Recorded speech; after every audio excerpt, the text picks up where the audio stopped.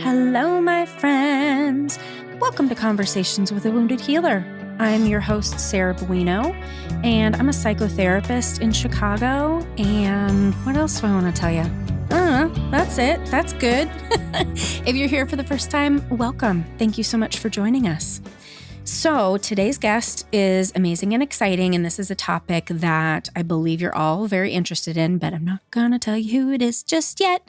But actually, if you're listening, you've probably already read it. So anyway, first I wanted to tell you a little bit about what's been going on in my brain. So basically, is it the past year, 6 months, 6 to 9 months, something like that? The theme of power has really come up in my life in a pretty profound way, really leaning into my own power, learning to trust my own power, contemplating my relationship with power, listening to a bunch of podcasts and reading things that talk about power and people misusing power a lot of times. And there have been some shows and podcasts that I've been listening to lately that reinforce this, but kind of take the themes even further. So I watched The Reagans on Showtime. So it is about Nancy and Ronald Reagan. I couldn't think of his name for a second, so fuck that guy. So I was watching that, and it made so much sense to me as I was watching it. Ronald Reagan seemed to have almost this fantasy type quality about him, that he was always kind of hoping that America was better than it actually was. And my mom was a huge Reagan fan, and it just made me think, they really shared that desire for an idealized way of life. And there's so many things in that show that drew direct lines to where we are now, specifically from an economic standpoint. So I highly recommend checking out The Reagans on Showtime. Also, Requiem for the American Dream, 10 Principles of the Concentration of Wealth and Power. Holy shit. So this was an interview of Noam Chomsky, who was a professor and a philosopher, and I want to memorize it. I saw it with my husband, and I was just like, everything about where we are right now, the systems that need to be shifted and changed, everything is in this Requiem for the American Dream. And it was on Amazon Prime, I think, and it was free. And I actually downloaded the audio and transcripted it because I want to be able to go back and refer. It was just so amazing. And then lastly, I've talked about Scene on Radio before. They have a bunch of different seasons with different topics. And their latest season 5, is called The Repair, which is all about climate change. So a former guest of mine, Robin Henderson Espinoza, mentioned in that interview that Americans have a really poor historical memory, which leads us to complacency. And then we get surprised when fucked up things happen in the world. A lot of us are like, wait, where did this pandemic come from? But if we know history, we might have been able to predict this sort of stuff. So these are some of the things that I'm watching and listening to, trying to educate myself about what happened before so that I do know how we got where we are, and hopefully can try to do my part to not let fucked up shit keep happening. I don't know. I mean, I guess I'm kind of resigned to the fact that resigned isn't the right word, because that feels hopeless. I actually feel, this is kind of weird, but I feel an empowered sense of acceptance around the fact that humans continue to fuck up over and over again, but we somehow are resilient enough that we keep bouncing back. So even though the world is crumbling and it potentially might still crumble for who knows how long, that it's going to be okay? Question mark? I mean, I'm certainly not going to predict anybody's individual experiences, but collectively, I guess I'm just trusting that. You don't have to believe me. That's just kind of what I'm feeling when I feel into the collective. So I don't know, for what that's worth, I hope that is something that is supportive for you. So on to today's guest, Heidi Savell. Heidi is a polyamory relationship coach and therapist. She believes that polyamory can be an empowering and satisfying relationship model, and is passionate about helping folks find ways to thrive in these relationships. So talk about power and needing to have a right relationship with power. I don't know if there's a topic other than polyamory that's more important in the realm of being in right relationship with power. So please enjoy this awesome conversation with Heidi Savell. Hello, Heidi. Welcome to Conversations with the Wounded Healer. Hi, Sarah. Thanks so much for having me. I'm glad to be here. Yeah, I'm very glad to have you.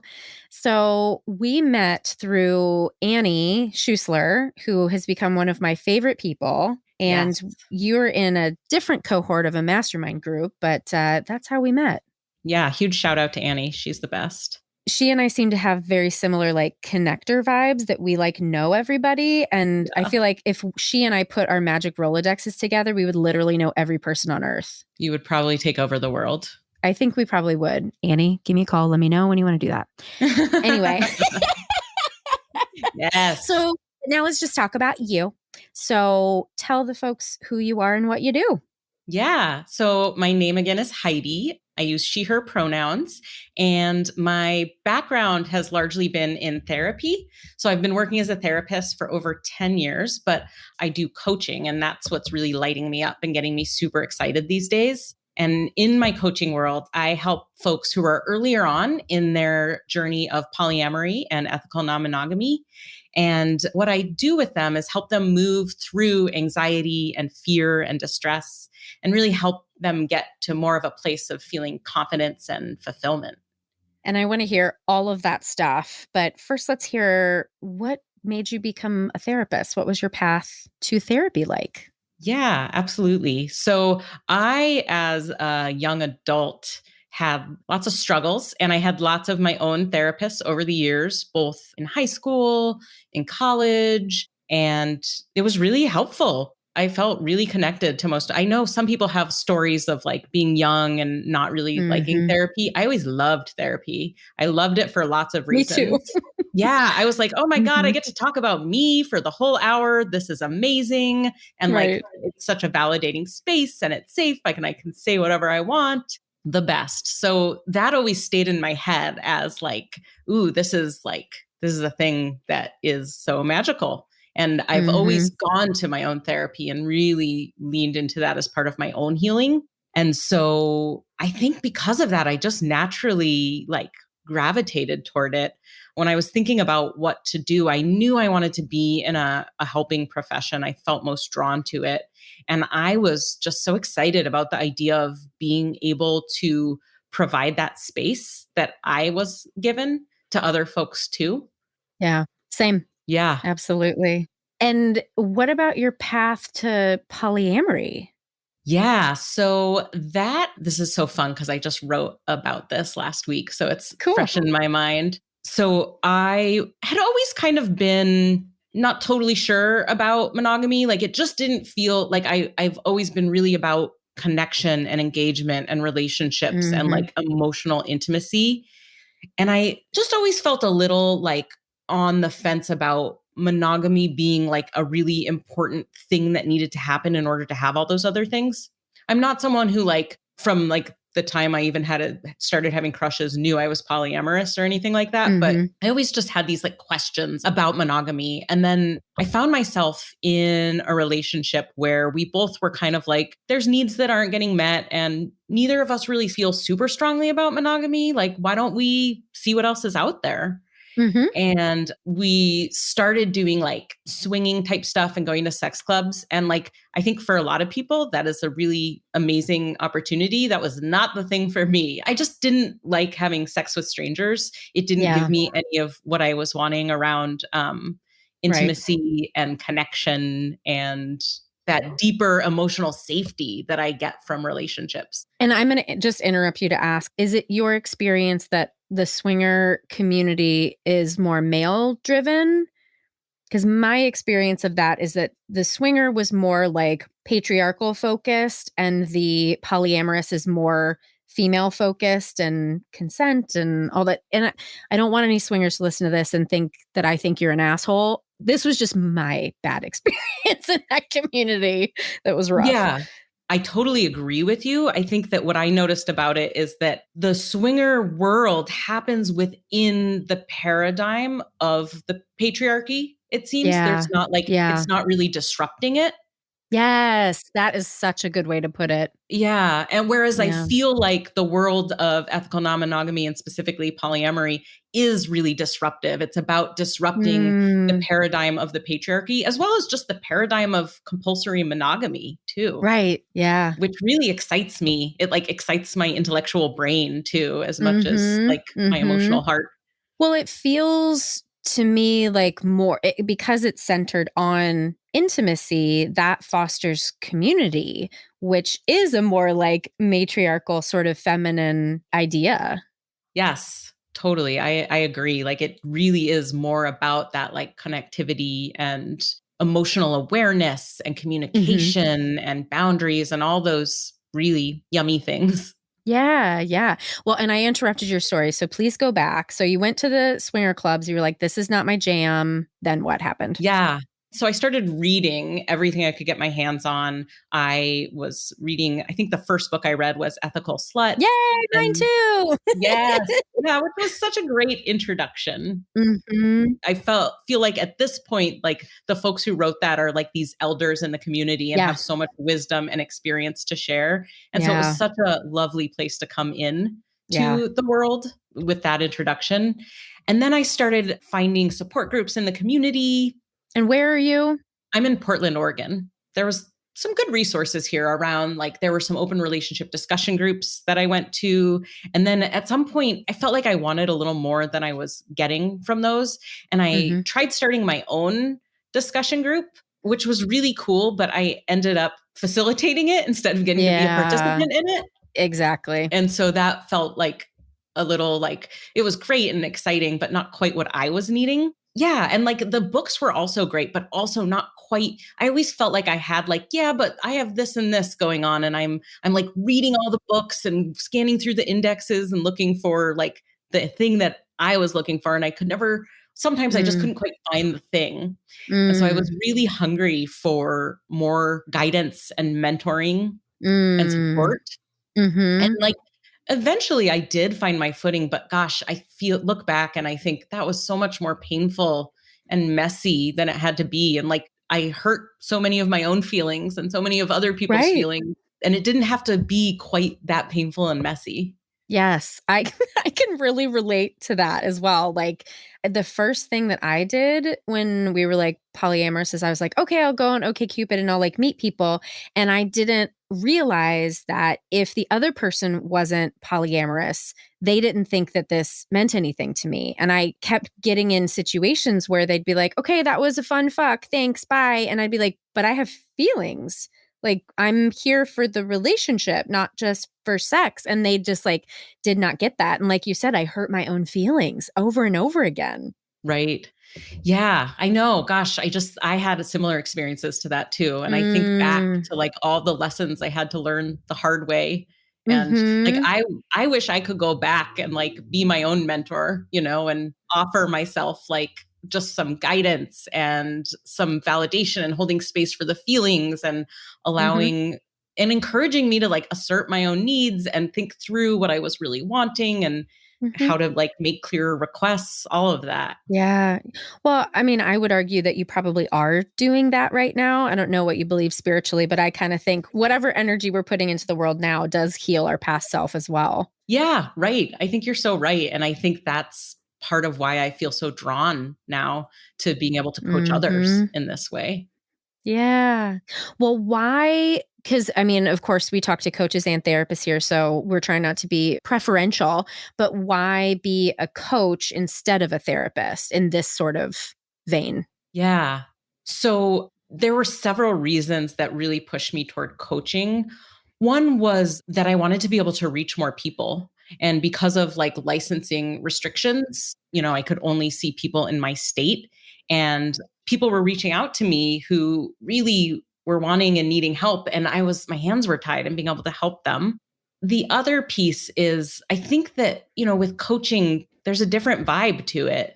There's more self disclosure. It's more like a little bit more action oriented and more like I can dig into Mhm. like the strategies around building relationships and what to do and things with polyamory and the feelings Mhm. that come up. And it feels more hands on and sticky and like getting into the work of it with people in a different way than Mhm. you do in therapy.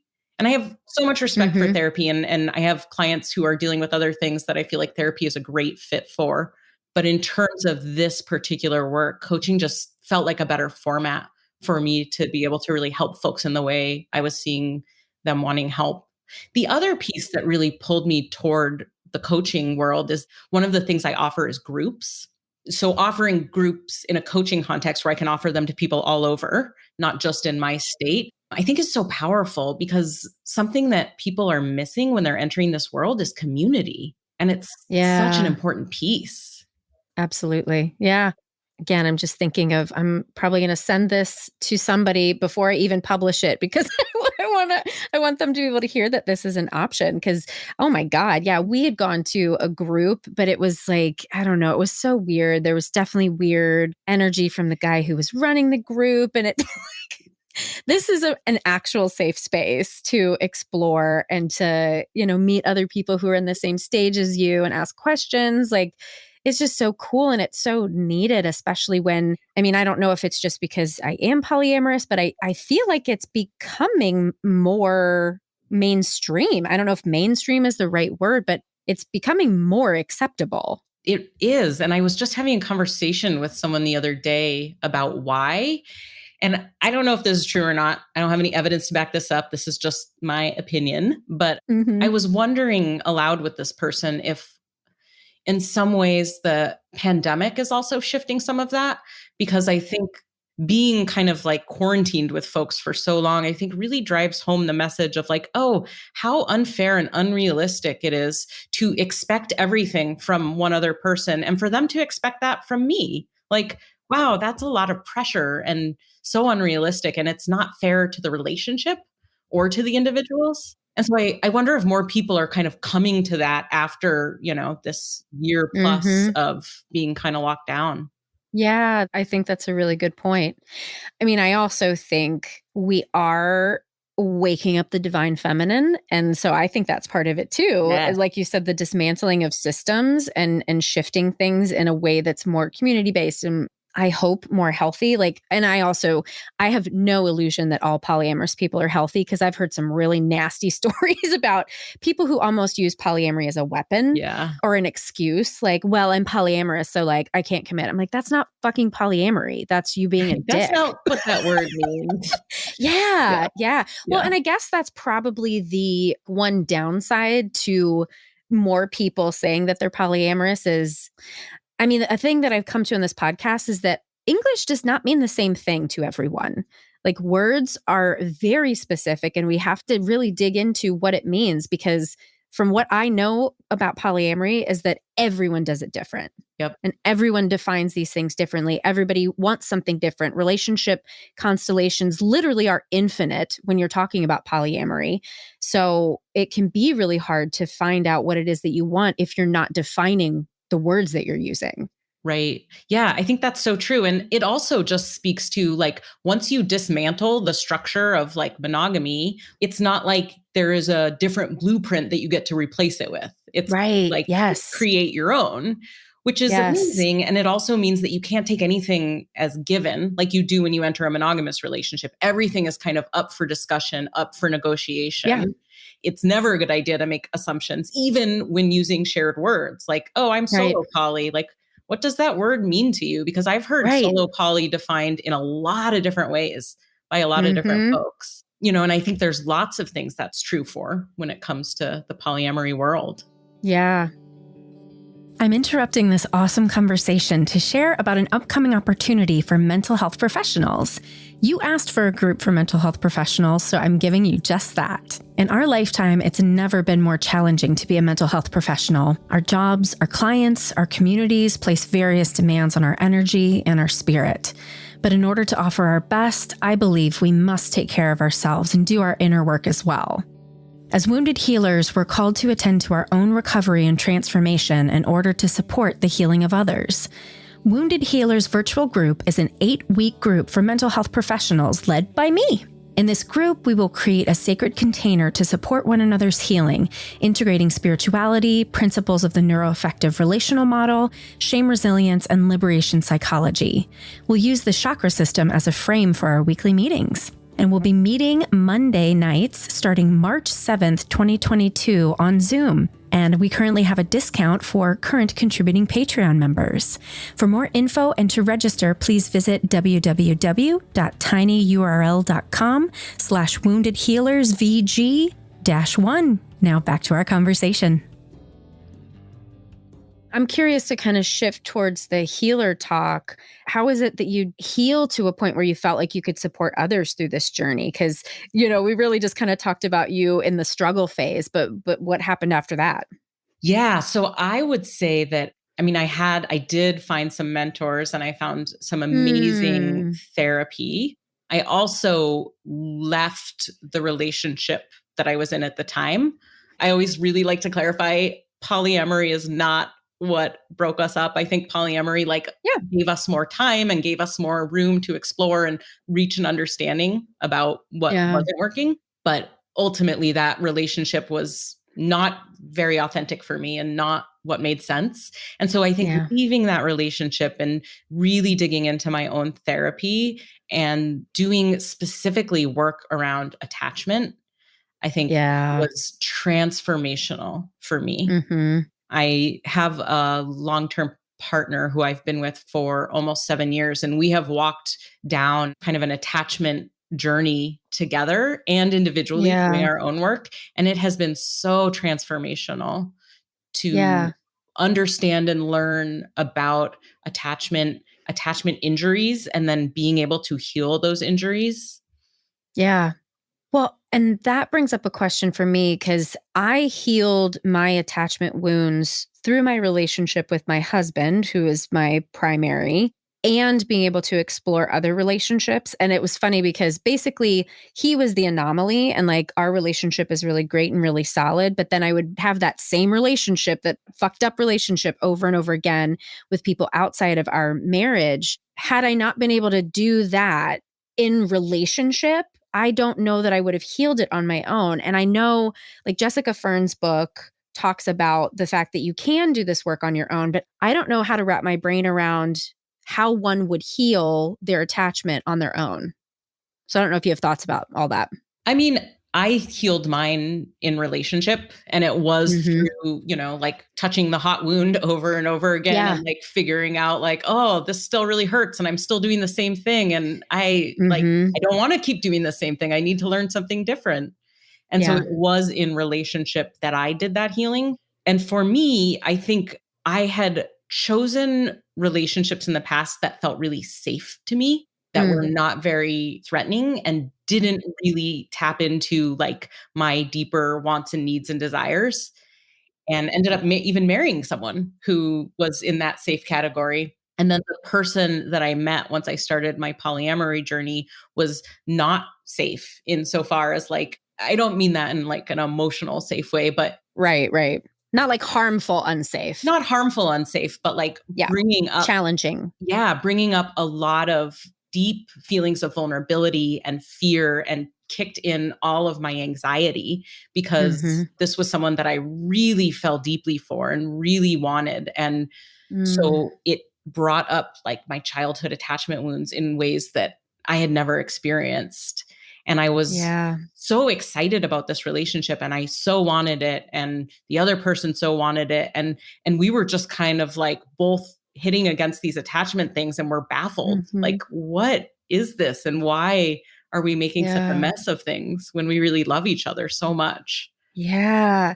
I'm so glad to hear you say that, because working with several people who are starting this journey as well. And that's exactly what I'm seeing. I'm seeing people bump up against the attachment stuff. And I always just have a big question mark, because a lot of times people will be like, well, should I stay with this person or not? Should I be polyamorous or not? I'm like, that's not really the question. We're just gathering information. And I just always trust that my clients will know the answer when the time is right. But it's really an information gathering process. And then at some point you're like, okay, I can tolerate this and go forward, or I can't.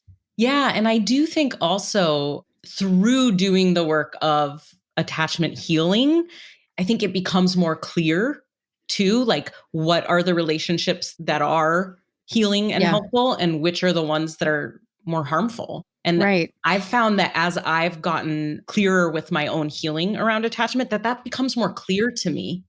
And a lot of the Yeah. things that made it fuzzy in the past are quieted. They're not as loud anymore. Right. Yeah. I love that. Yeah. Cause I've been going through, healing from some sexual trauma, sexual abuse in my childhood, and then sexual trauma in adulthood. And I find like I am not interested in anybody unless they're like pushing all of the positive buttons right now. I need someone who's spiritually woke, who's got like their emotional stuff met. And if you don't check those boxes, I'm not willing anymore. Yeah, I know. I feel like I've come to a similar place where I'm like, I really know what I'm needing. And Yeah. I no longer get caught up in but this other person's really into me. And so I should, stay in it because maybe I'll round them up Right. eventually. Or, oh, but it feels so good to be wanted by this new person. Like I used to get Mm-hmm. hooked into that stuff and I don't as much anymore. And that feels so different. And it feels like I'm in a place where it's Mm-hmm. like, it's not even, I mean, it is personal, but in some ways it's like, I'm not saying you're a bad person. I just have these clear needs and like those don't Right. align. And like, I wish you all the best, but not a match. Well, at the end of the day, it's hard to find good matches, Right. And I feel like the deeper healing that we experience, the more difficult it is to find people who are at that level. Yeah. And I think that's such a good point because I feel like when people first open up to polyamory, there's often this feeling of, well, to do this right, I have to be dating lots of people and I have to Ugh, like right. date multiple people. And it's like, Mm-hmm. that's not the most important part of this journey. And that's not the thing Mm-mm. that's actually going to like, deepen your polyamory practice. That's not Right. actually what it's really about. Like, that's fun and that's great. And sure, some of the work happens there, but so much more is like interrupting the monogamy mindset and working Mm-hmm. through some of the jealousy and insecurities and the attachment stuff that Mm-hmm. comes up, whether it's avoidant or anxious. Mm-hmm. And those pieces are so much more important than checking the box of maintaining multiple love relationships. Exactly. And I think love and intimacy, I think, are the common denominators. And love can mean so many different things, and intimacy can mean so many different things. Yes. But that's what's important is, can you be authentic and honest about your love and about your intimacy? And I've thought about, I'm polyamorous in friendships. I'm Yeah. just a person who loves freely, easily, and fiercely. I And love that. that's how I show up in all relationships. And that's always what I've wanted from other people, is that reciprocity. And because of our attachment stuff, like not everybody is interested and or capable of that. Yeah, totally. I am similar in that I look for really deep, really authentic relationships. And I think I used to be really wounded or Mm-hmm. hurt when people couldn't Yeah. show up in that way with me. Right. Yeah. And now I'm like, oh, that's just not your jam. Okay. I'm sorry. I would have loved to have loved you. Yeah. Yeah. I love that. That's so great. Yeah. Well, how do you feel in terms of the word healer applied to your work? Yeah. I mean, I love that word. I kind of used that earlier talking about being drawn to this kind of work, especially, I mean, I think it fits so perfectly as we're talking about attachment injuries and attachment Mm-hmm. wounds and just so much of the things that come up when we leave the false safety of monogamy. Yeah. I There's, love that. False safety. yeah, That's the title of the episode, False Safety of Monogamy. yes, totally. Invite me on to that one. I'll be one of your guests. It's so good. No, that'll be the title of this Oh, episode. this episode. I'm already invited Yeah. on. Great. You're I'm here. here. It You're happened. doing it. That's perfect. Oh my gosh. Because of that, I think there's so much that comes up and it's people's feelings are so tender and there's Mm-hmm. so much fear that we have to confront when we leave that false safety of monogamy. And Mm-hmm. so I think that's part of the healing that I Mm-hmm. facilitate and that people do Mm-hmm. is through working through the fears and working through the uncertainty. And when you leave that idea of safety, that false sense of safety that this monogamy mindset gives you, you're kind of like thrashing around in the waves and it's wild and it Mm-hmm. brings up like so much that Mm. I think can be healed. Well, now I'm having a brilliant idea because ethical non-monogamy probably has a roadmap to stepping out of capitalism, to stepping out of patriarchy. And the tools of being ethically non-monogamous are because like when you say that, I'm just hearing there's so much scarcity involved in capitalism. There's so much scarcity and power hoarding involved in the patriarchy and in anti-racism. So if we talk about disseminating power more equally, having an abundance of love, an abundance of resources, this could be a thing. You know where I'm going? You feeling this? Where are you going? I mean, to change the world. Yeah. Yes. Take me along. I'm on that ride. But yeah, I mean, I think you're right. And I think there's such a natural fit there because it is part of disrupting the ideas of the patriarchy and the ideas of capitalism. And I think that monogamy fits so well. I mean, I'm not meaning to criticize monogamy. I think monogamy is fine. It's perfect for many people. Yeah, it's fine for many people, but the mindset or the compulsory monogamy, so not monogamy itself, but the idea of compulsory monogamy fits really well within some of these patriarchal structures. And it's why I think that ethical non-monogamy, just like you're saying and making those connections right now, it's why it feels so like subversive and disruptive in ways that I love. Yeah. I'm excited about that.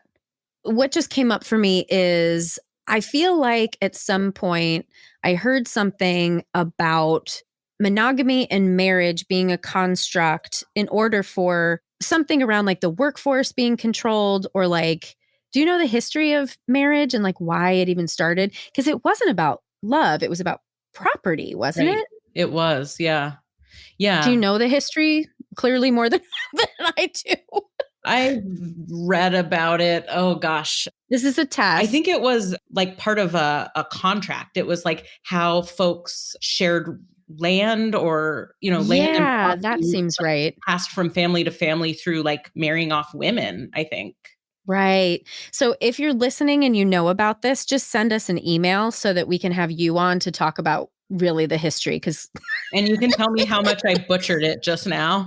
Right. But I mean, we're on the right track, obviously. Yes. And so, I mean, that's a construction. And then, okay, let's also bring religion into this too, because then I don't hate Christianity. I don't at all. I was raised that way. I'm not mad at it, but I am mad at people who use Christianity as a weapon. So when I say negative things about Christians, that's who I'm talking about, is people who are shitty, not people who are actually Christ-like. To get that out of the way. So obviously, if one is following what the church says, it's one man and one woman, which also leaves out queer people and anybody on the non-binary spectrum, like all of that too. And we know 100% for a fact that religion was a construction to control people. Now I just want to burn everything to the ground. I love it. Where are my matches? Yeah. Right? I mean, I'm saying things and not asking questions, but I just hope you have something to say back.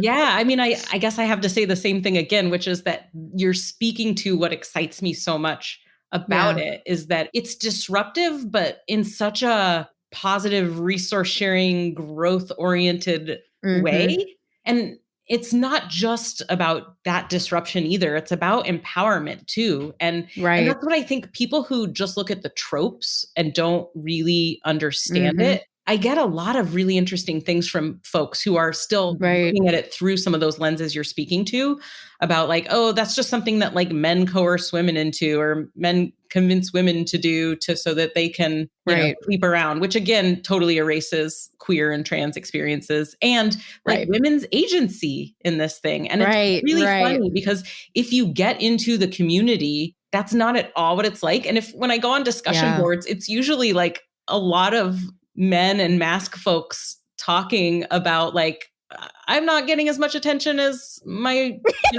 wife is, and it's so unfair, and why is she getting so much more attention than I am? And so it's like, it's not that trope that people think it is. It's about intention more than anything else, I think. And, going back to what you talked about, how all of these structures were set up to control people, this is Yeah. stepping outside of that control and saying, Right. I'm going to think about what my values are, what makes the most sense for me outside of the constructs of religion or patriarchy or capitalism. What aligns most deeply with my values, and how can I set my relationships up in ways that work for me?